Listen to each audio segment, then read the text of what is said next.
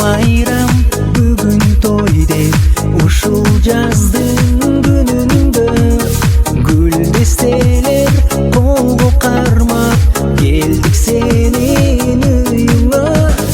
Бир сен үчүн достор келди, жадырашып жайнашып, кут болсун деп куттук айтып туулган сенин күнүңө. Kut bolsun deyip kutluq aytıp tuğan senin gününe.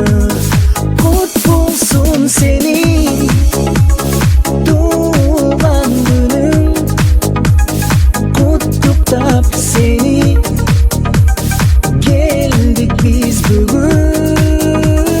Kut bolsun senin tuğan günün, kutluktap seni geldik biz bugün.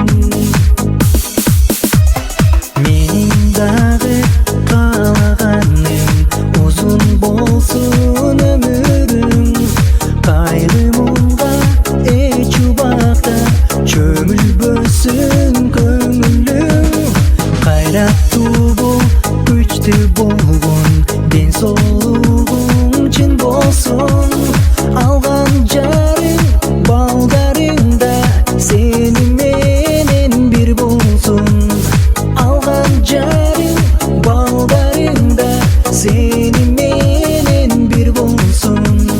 Кут болсун сенин туган күнүң, kutluktap seni geldik biz bugün. Kut bolsun senin tuğan günün, kutluktap seni geldik biz bugün.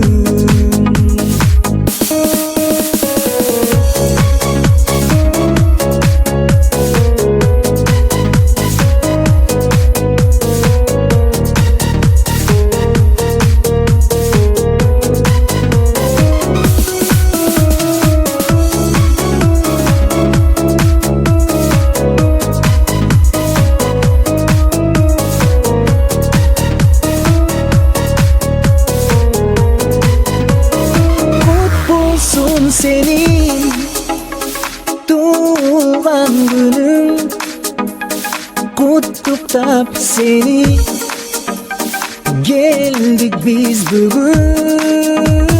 Kut bolsun senin tuğan günün, kutluktap seni geldik biz bugün. Kut bolsun senin